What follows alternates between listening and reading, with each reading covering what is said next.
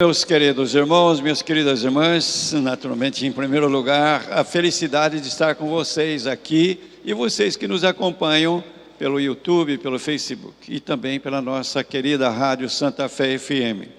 Nós estamos então nesse primeiro domingo da nossa quaresma e nós temos os textos que são tirados da Bíblia, como vocês sabem, é o momento da leitura bíblica e nós temos hoje aí uns trechos muito interessantes. Veja só, eu vou começar pedindo licença para vocês, a partir do texto que eu li para vocês, proclamei para vocês nesse momento, tirado do Evangelho de Marcos. Marcos é um evangelho mais antigo que nós temos, dos quatro, e inclusive o São Mateus e São Lucas, eles aproveitaram muito do material desse Evangelho de Marcos. Mas é interessante. Tem trechos em que ele conta até os mínimos pormenores, mas tem trechos que ele é rapidíssimo. Por exemplo, esse trecho da tentação de Jesus, São Mateus e São Lucas, eles se detêm, explicam quais foram as tentações. Mas aqui São Marcos, ele é rápido. Veja só, o Espírito Santo, levou Jesus para o deserto. Quando foi isso? Depois do batismo. Jesus saiu lá da terra dele, foi até onde estava João Batista, lá no deserto de Judá, da Judéia, né? E por sinal um lugar muito feio, estive por lá, realmente muito feio. E lá corre o Rio Jordão também, e João batizava nessa região do Rio Jordão. Jesus é batizado, e aí o Espírito Santo leva Jesus para o deserto, porque Jesus ia começar aquela missão de 3 anos, pregando, falando, né? E o que aconteceu?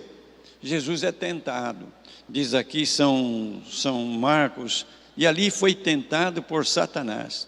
Satanás é o tentador, ele quer desviar a gente do caminho de Deus. Essa é a função dele, vamos dizer, função ruim, né? Quer nos separar de Deus.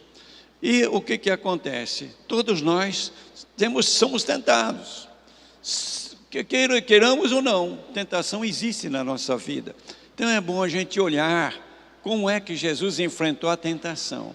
A tentação em si não é ruim, é até muito boa para a gente se fortificar, vencer, né? E quando a gente vence uma tentação, a gente sai muito mais forte, muito mais próximo de Deus. Então Jesus, o que ele fez diante dessa tentação? Ele cai fora, como diz, não é? Ele não aceita a tentação, porque a tentação do Satanás em cima de Jesus era muito séria. Jesus tinha uma missão que ia ser muito difícil, como nós sabemos, e enfrentar barreiras, obstáculos. Olha, não foi fácil não. E o diabo vai tentar Jesus, fala: olha, você larga disso, você tem poder, usa o seu poder para você vencer na vida, para você estar por cima, né? Vai ser muito bom. É a tentação de desviar Jesus da missão dele. E o que Jesus faz? Aí São Marcos diz assim: depois que João Batista foi preso pelo rei Herodes, né? Jesus foi para Galiléia, saiu daquela região, foi para Galiléia, terra dele, pregando o Evangelho de Deus.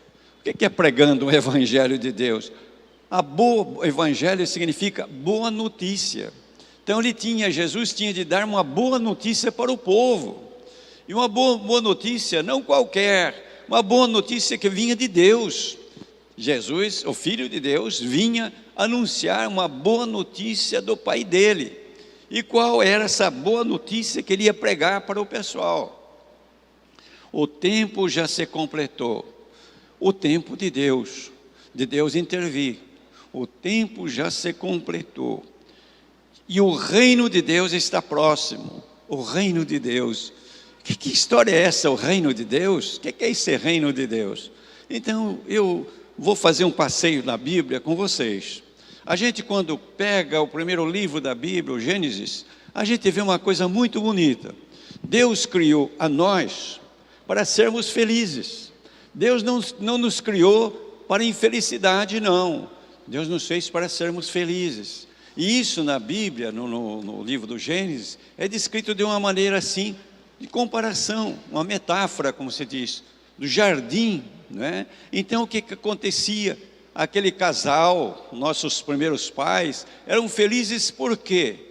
Primeiramente, Deus estava muito presente na vida deles, eles conversavam com Deus. Segunda coisa, eles viviam muito bem entre eles, era um casal que se dava bem, se queria bem. Terceira coisa, eles estavam bem, cada um consigo mesmo. Nosso primeiro pai, um homem assim realizado, nossa primeira mãe, uma mulher realizada.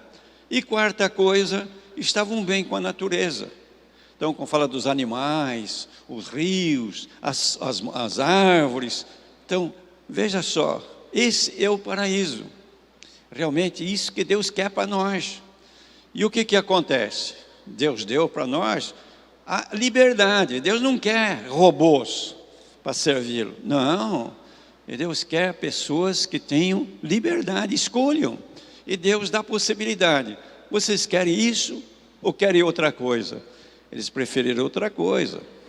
E aí então, se afastaram de Deus, se esconderam de Deus. Depois, começaram a brigar entre eles. Terceira coisa, né? A natureza se revoltou e cada um ficou muito mal consigo mesmo. Então Adão acusa Eva, Eva acusa Adão, né? E aí depois, o que veio? Meu Deus do céu, um irmão mata o outro, Caim matou Abel. Depois, continuando, entrou a maldade de uma vez. Mas Deus não desistiu. Deus não desistiu. Deus quer que nós sejamos felizes. Ele fez para isso a nós. E então vem a história da humanidade que se separou novamente do sonho de Deus. Então nós temos a história do dilúvio. Só havia um homem justo, diz a Bíblia, que era Noé. E Deus resolve apostar em Noé, novamente recriar a nossa espécie humana, os homens e as mulheres, para serem felizes. Então manda construir a arca, depois entra ele com sua esposa, seus filhos, noras, né? 8 pessoas, os animais para salvar. Vem o dilúvio, termina o dilúvio, seca a terra. Noé sai da arca com seus filhos, os animais todos, e oferece um sacrifício a Deus. E aí Deus então propõe de novo: eu quero ser aliado de vocês, quero ser amigo de vocês. Vocês têm de ser meus amigos, vamos ser amigos, vamos ser aliados, companheiros. Veja que coisa interessante. E aí Deus promete: nunca mais o mundo vai ser destruído com dilúvio, com água. E dá um sinal. Vocês quando olharem para o céu depois de uma chuva, vocês lembrem, parece o arco-íris. O arco-íris é para lembrar essa aliança que Deus fez com os nossos pais daquela época, Noé e seus filhos, não é? É bonito isso. Deus então faz essa aliança. Mas o que acontece? Novamente, né, a liberdade leva a humanidade a se separar de Deus, a brigar entre si. Então aquelas lutas tremendas, não é? Quando a gente lê, por exemplo, a história de Lameque, era um vingador, terrível, homem terrível, e outros também. Mas Deus não desiste do seu sonho. Interessante, Deus é teimoso, Ele quer que nós sejamos felizes. E aí então, o que Deus faz? Ele vai escolher um homem e uma mulher, Abraão e Sara, para ser o começo de um povo, que seria o povo de Deus, que seria o sinal no mundo do caminho da felicidade, da realização do sonho de Deus. Então vem a história de Abraão, Isaac, depois Jacó com seus filhos, vão para o Egito, depois sai do Egito, Deus faz uma aliança com aquele povo. Deus seria o Deus daquele povo e o povo seria o povo de Deus. E aí Deus promete a terra prometida, cumpre. Mas, meu Deus do céu, a nossa liberdade é terrível, né? E aí o que acontece? Novamente o pessoal se separa de Deus. Então Deus vê um único jeito de fazer que acontecesse seu sonho de felicidade para nós. Ele mandou seu Filho, Jesus Cristo. É isso que São São Pedro, aqui na primeira carta, nos diz: Cristo morreu uma vez por todas, por causa dos pecados, o justo pelos injustos, a fim de nos conduzir a Deus. Sofreu a morte na sua existência humana, mas recebeu nova vida pelo Espírito, é ressuscitado. Então Cristo, o Filho de Deus, vinha a esse mundo para realizar o sonho de Deus. Este é o reino de Deus. É o reino em que nós, veja só, nós, através de Jesus Cristo, nós estejamos bem com Deus. Então Deus seja alguém que entra na nossa vida. Segunda coisa, a gente tem de estar bem com os outros. Então por isso que Jesus disse que o mandamento dele é um amor fraterno. A gente se amar, a gente querer bem, a gente procurar fazer os outros felizes. Terceira coisa, a gente estar bem, cada um consigo mesmo, consigo mesmo, vocês mulheres, né? É isto, é estar bem com a gente. E quarta coisa, a gente estar bem com a nossa casa, esse mundo que Deus criou para nós, e a gente conservar isto, porque se nós destruirmos essa casa, para onde nós vamos? Nós ainda que somos jovens, vocês são jovens, né? Vocês ainda não vão ver, mas se continuar onde vai indo o mundo, daqui a pouco o planeta já está dando sinais de cansaço. Para onde nós vamos? Para Marte. Não tem nem água, não tem nem ar. Como é que a gente vai viver num lugar desse? O reino de Deus. Então nós temos realmente de fazer isso, acontecer o reino de Deus. Principalmente nós que somos batizados. Veja a primeira carta de Pedro aqui, dizendo, olha, vocês olharam para Noé, a arca da aliança é o símbolo do batismo. Nós fomos batizados, agora uma aliança nova. Nós, através de Jesus Cristo, nós somos irmãos e irmãs dele, herdeiros e herdeiras dele, filhos e filhas de Deus com ele. Veja que coisa, meu Deus do céu, o que Deus propõe para nós? E a gente então tem que realmente, no mundo de hoje, ser esse sinal. Nós podemos começar, lugar pequeno. Uma vez uma pessoa fala para mim, mas eu sozinho, o que eu vou fazer para mudar o mundo? Você pode fazer mudar o mundo. Eu me lembro até uma brincadeira, uma pessoa que dizia, o que eu posso fazer pelo mundo? E responderam para ele, você pelo menos proceda bem, que vai ser um canalha a menos no mundo, já melhora, né? A gente tem que olhar isso. Então, agora, Quaresma, é um tempo para a gente pensar um pouco. Veja o caminho que Jesus diz, convertei-vos e crede no Evangelho. Duas coisas, conversão e fé. Bom, conversão. Então vamos examinar. Como é que Deus está entrando na minha vida? Como é que eu me relaciono com Deus? Eu converso com Deus, eu vou descobrindo a presença de Deus nos acontecimentos, nas pessoas. Deus tem de entrar na nossa vida. E na vida de você, tenho certeza, já entrou. Segunda coisa, com relação aos outros. Começa na sua família. Como é que vocês estão se relacionando em casa? Vocês vivem brigando? Então não é o sonho de Deus. Vocês procuram resolver seus problemas conversando? Esse é o caminho de Deus, o sonho de Deus. Vocês, os casais, os filhos, os irmãos, os pais, como é que vocês vivem realmente o reino de Deus em casa? Depois, com relação aos outros, no seu trabalho, nas suas amizades, você procura realmente construir isto? Senão tem de se converter, tem que mudar. Nós estamos num mundo agressivo, hostil, as pessoas se agridem com uma facilidade. Não é esse o reino de Deus. A gente tem de se entender, conversar, respeitar. Terceira coisa, meu irmão, minha irmã, como é que você está com você mesmo?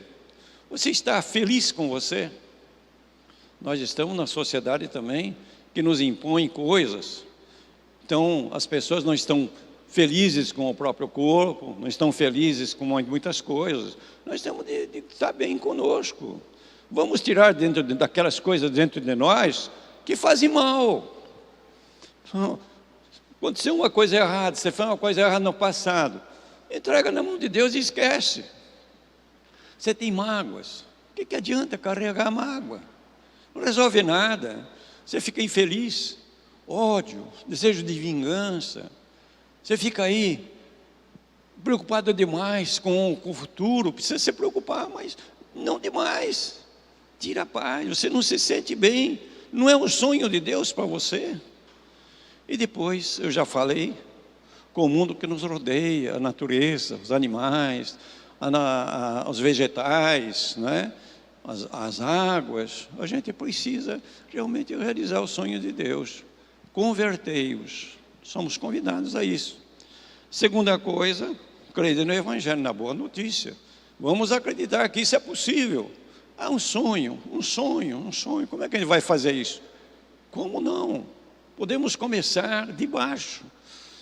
O mar não é uma gotona d'água, mas são trilhões e trilhões de gotas de água, e fazem isso.